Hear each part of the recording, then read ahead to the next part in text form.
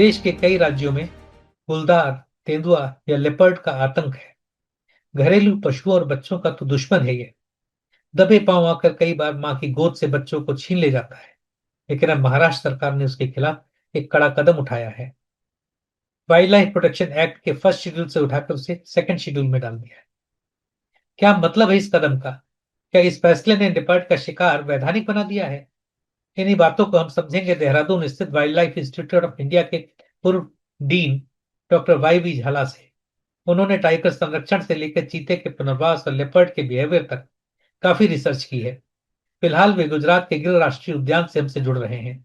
Indian masterminds में आपका बहुत बहुत स्वागत है डॉक्टर झाला। कि सर, ये महाराष्ट्र में लेपर्ड्स को शेड्यूल 1 से निकाल के शेड्यूल 2 में कर दिया गया है।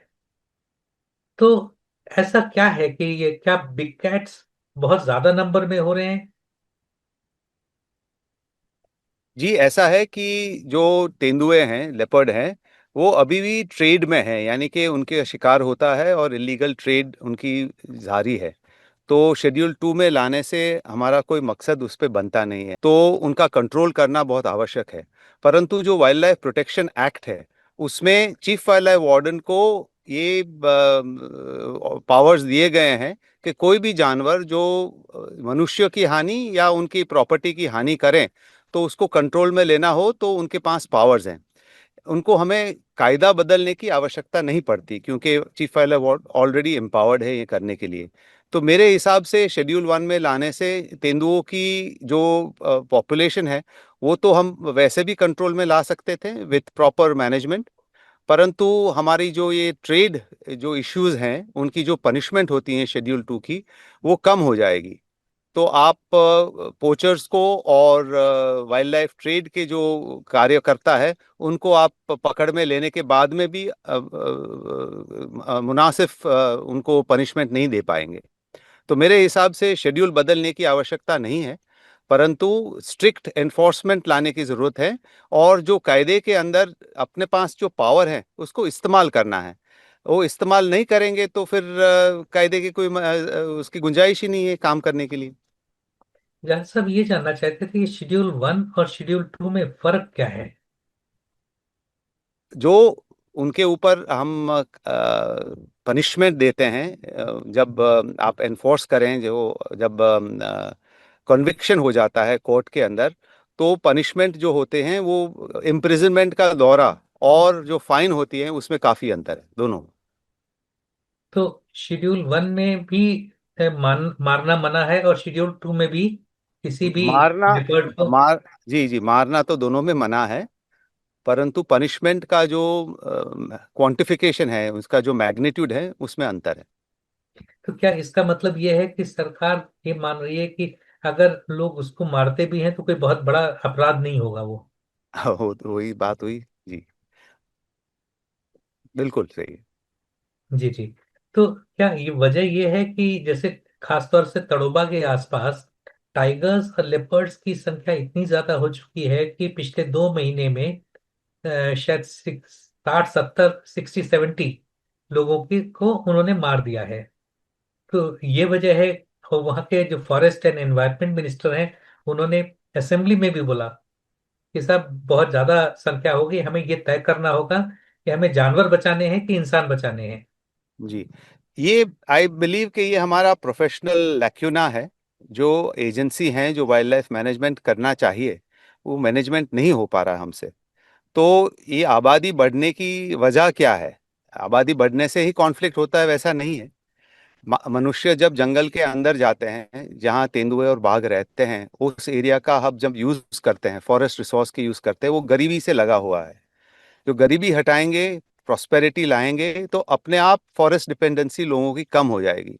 तो इतने सालों के बाद, अब जब इंडिपेंडेंस के बाद में भी अगर लोग फॉरेस्ट प्रोड्यूस के ऊपर ही निर्भर है, तो there is some lacuna in our governance और lacuna in management of wildlife. ये दोनों लैक्यूनाज हैं, और उसको जानवर कम करने से ये हम हल नहीं कर पाएंगे।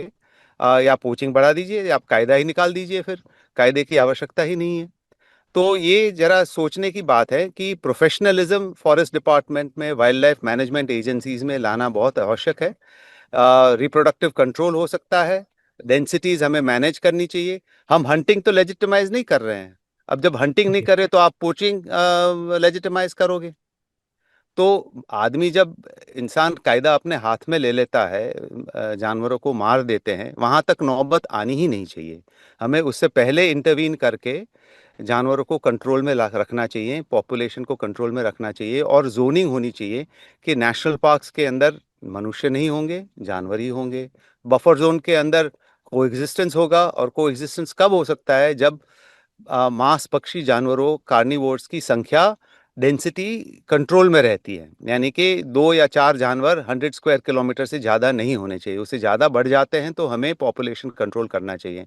और बफर जोन के बाहर जो हमारे कम्युनिटी फॉरेस्ट हैं, टेरिटोरियल फॉरेस्ट में, उससे उससे भी कम डेंसिटी होनी चाहिए। और कोई जोन्स ऐसे होने चाहिए जहां पर कार्निवोर्स रह ही नहीं सकते। तो ये जोनिंग हम कैसे मैनेज करेंगे? कंट्रोल करने से ही हो सकता है। तो इसमें हमें कायदे बदलने की आवश्यकता नहीं है, पोचिंग को प्रोत्साहन देने की कायदे बनाने की ज़रूरत नहीं है। हमें प्रोफेशनलिज्म चाहिए मैनेजमेंट के लिए, और रिप्रोडक्टिव कंट्रोल है, पॉपुलेशन कंट्रोल है, कलिंग है, इसके हमें यूज़ करने चाहिए। लेकिन बेसिक प्रेमाइस यही है कि आपको लगता है कि अभी पॉपुलेशन बिग कैट्स की, लेपर्ड्स की, टाइगर्स की, लायंस की सब ज्यादा हो गई है, जो जो ज्यादा हमने पेरिमेट्रल। की है ना बंधु, मेहनत करके इनको रिकवरी कर रहे हैं। पूरी दुनिया में कहीं लार्ज कार्निवोर्स की रिकवरी बहुत मुश्किल से होती है। हिंदुस्तान मात्र एक देश है जिसमें सिंह भी बढ़ रहे हैं, तेंदुए भी बढ़ रहे हैं, और टाइगर्स भी बढ़ रहे हैं। परंतु वो बढ़ने से अगर मनुष्यों की मृत्यु हो रही है तो गलत बात है ना। तो हमें कहाँ बढ़ाने चाहिए? जहां पर कॉन्फ्लिक्ट नहीं हो उस जगहों में बढ़ाना चाहिए, जहां कॉन्फ्लिक्ट हो वहां उनको मैनेज करना चाहिए।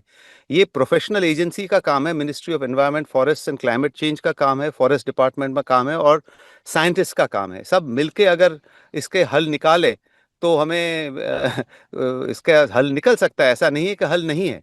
इसका हल के लिए वाइल्ड लाइफ इंस्टीट्यूट में जब मैं नौकरी करता था, तब हमने प्रोजेक्ट निकाला था इम्यूनो कॉन्ट्रासेप्शन का। तो ये मंत्रालय ने उसको बंद कर दिया, पैसे ही नहीं दिए। अब आज आज की समस्या के अगर आप साइंस के लिए रिसर्च करना चाहोगे तो it is too late. Science क्या होता है, उसको 5 साल, 10 साल, 15 साल लगते हैं हल निकालने के लिए। तो प्रॉब्लम आगे सोच के उसका हल निकालना चाहिए। बोलते हैं अरे ये तो आप फार फेस्ट काम कर रहे हो, पर अब सोल्यूशन ही आपके हाथ में अभी इम्यूनो कॉन्ट्रासेप्शन का है ही नहीं। हम वैक्सीन हिंदुस्तान में बनाने के लिए लैब भी एस्टैब्लिश की थी wild life institute of India में। मंत्रालय ने उसको आगे पैसे ही नहीं दिए तो खत्म हो गया खेल। अगर अगर जी। वो वैक्सीन आज आप लेने जाएं रिप्रोडक्टिव कंट्रोल का, तो परदेश में $150 का मिलता है। उससे आप हमारे जानवर को वैक्सीनेट नहीं कर सकते उस कीमत से, और इनको मल्टीपल टाइम्स करना पड़ता है। तो it is impossible to do that because economically viable नहीं है। इकोनॉमिकल वायबल बनाने के लिए इंडिया में उनका प्रोडक्शन चाहिए, प्रूफ ऑफ कंसेप्ट चाहिए। तो अगर आज आप आज की समस्या के लिए साइंस के लिए रिसर्च शुरू करोगे तो उसको 5 साल लगेंगे, 10 साल लगेंगे। तो हमें फ्यूचरिस्टिक सोच के करके हमें साइंस करना चाहिए। Science cannot do problem solving for today, it is for the future. Sir, क्या रिप्रोडक्टिव कंट्रोल के लिए इम्यूनिटी, जो आप कंट्रोसेप्टिव बता रहे हैं, vaccine, is that the only solution, No, या there are उनको? many solutions. There are many other solutions as well. There is hormonal control as well, endocrinological control as well. तो ये जूस में इस्तेमाल किया जाता है। जो फ्री रेंजिंग पॉपुलेशन है, वाइल्ड पॉपुलेशन में है, उसमें मुश्किल से लगाया जाएगा, क्योंकि जानवर को पकड़ के उसको सबक्यूटेनियसली वो हार्मोन रिलीजिंग इम्प्लांट लगाना पड़ता है। Which is you can do for 10 animals, 20 animals, for hundreds of animals को आप नहीं कर सकते। बहुत मुश्किल का काम है। भाई, इसी तरीके से वैसेक्टॉमी वगैरह भी आउट ऑफ क्वेश्चन है। तो हाँ, तो हमें मैनेजमेंट में you have to bring in some kind of population regulation या एनिमल रिमूवल, हार्वेस्टिंग। अगर वो हम ले आते हैं तो होगा इसका कंट्रोल। नहीं तो ये जोनिंग बन नहीं पाएगी, जोनिंग बनेगी नहीं तब तक पॉपुलेशन बढ़ती रहेगी। क्योंकि जानवर हमारे नॉर्मली कार्निवोर्स क्या होता है, तेंदुए, बाघ, सिंह, सब अपने खुराक से सीमित रहते हैं। जब जी। खुराक कम हो जाती है तो पॉपुलेट रेगुलेट कर लेते हैं, क्या कि उनके बच्चे कम हो जाते हैं, इंटरबर्थ इंटरवल बढ़ जाते हैं, बच्चों की सर्वाइवलशिप कम हो जाती है, मोर्टेलिटी बढ़ जाती है, टर्नओवर्स होते हैं पॉपुलेशन में, और इन्फेंटिसाइड होती है। ये सब मैकेनिज्म कब अंदर आते हैं? ये मनुष्य के जैसे एक्सपोनेंशियली ग्रो नहीं करते। ये कैरिंग कैपेसिटी से कंट्रोल्ड रहते हैं, तो अपने खुराक से ज्यादा ये बढ़ते नहीं है। पर हमारे देश में खुराक मवेशी के रूप में इतना अधिक है कि उनके खुराक की कंट्रोल है ही नहीं। आप कोई भी जंगल में जाओगे आपको मवेशी मिलेगी, लाइव स्टॉक मिलेगा, बकरी, गाय, भैंस, भेड़। तो ये खुराक इतना है कि कार्निवोर की पॉपुलेशन हमारे यहाँ बढ़ती रहेगी until we manage them artificially through management control. तो इसके लिए हमें कहीं ना कहीं आगे जाके, आज नहीं तो कल, कोई ना कोई कंट्रोल मैकेनिज्म लीगली लाना ही पड़ेगा। जो आपने जंगल के अंदर मवेशी आने की बात की, लेकिन आज हालत काफी जगह पे ऐसी हो गई, चाहे वो तड़ोबा हो, चाहे दुधवा हो, पीलीभीत हो यूपी में, जहाँ पे जितने टाइगर्स, जितने बिग कैट्स जंगल के अंदर हैं, उतने ही जंगल से बाहर भी हैं शुगर केन टाइगर्स, इसीलिए नाम ही पड़ गया है। बिल्कुल। आप तो सिंह भी देखिए यहाँ पर गुजरात में, जो नेशनल पार्क सेंचुरी विस्तार है उसमें 350 से 380 शेर ही है, बेशक जी, बब्बर शेर, पर करीबन 700 बाहर है। तो अंदर से ज्यादा मात्रा में वो बाहर के एरिया में रहते हैं। परंतु यहाँ पर लोग उनको ऑब्जेक्ट क्यों नहीं करते हैं? क्योंकि सिंह जो है, जो बब्बर शेर है, वो इंसान के ऊपर हमला बहुत कम तरीके से करते हैं, मवेशी मारते हैं। पर यहाँ मवेशी इतनी अधिक है कि यहाँ पर मरी हुई मवेशी ही उनको खाना काफी मिल जाता है उसे। और यहाँ पर बब्बर शेर की थ्रू माध्यम से इलीगल टूरिज्म बहुत है, यानी कि लायन शोज होते हैं जिससे लोगों को पैसे मिलते हैं। तो जब तक कार्निवोर्स लोगों को पैसे दिलवाएंगे तब तक लोग उनको टॉलरेट करेंगे। एक दो मवेशी मार भी ली तो भी क्या, क्योंकि पैसे उनसे मिलते हैं। अगर यहाँ पर अगर हम इको टूरिज्म के दौर से कहीं पर ताड़ोबा के आसपास में अगर परमिट करें, तो आप टाइगर्स को उस लैंडस्केप में सस्टेन कर पाएंगे जब लोग उनसे पैसे बना सके तब तक। नहींतर लोग अपने हाथ में कानून लेके पॉइजनिंग कर देंगे और लार्ज कार्निवोर्स को अपने एरिया में एग्जिस्ट नहीं करने देंगे। ये हमारी, जब ये पॉइजनिंग होगा तो it will be a professional, क्या कहते हैं, हाराकीरी ऑफ द डिपार्टमेंट, कि हम अपने कार्य में समर्थ नहीं रहे, इसलिए लोगों ने कायदा अपने हाथ में लिया है। हमारी जिम्मेवारी बनती है कि इतनी आबादी हम न बढ़ने दें जहां पर मनुष्य के साथ कॉन्फ्लिक्ट हो। हमारे पास जंगल ऐसे भी हैं जहां पर खाली है, छत्तीसगढ़ के जंगल हैं, झारखंड के जंगल है, उड़ीसा के जंगल हैं, जो बाघ नहीं है उसमें। और वहां पर पॉपुलेशन डेंसिटी भी कम है, बाघ भी नहीं है, क्योंकि वहां पर खुराक नहीं है। हिरन भी हम खा गए हैं वहां पर। तो ये पॉवर्टी के साथ रिलेटेड है। जब इंसान गरीब होता है तो जंगल बुश मीट खाने से उनको प्रोटीन मिल जाती है। It is much easier to सुअर को मार के खाना देन टू बाय अ बकरी एंड ईट इट।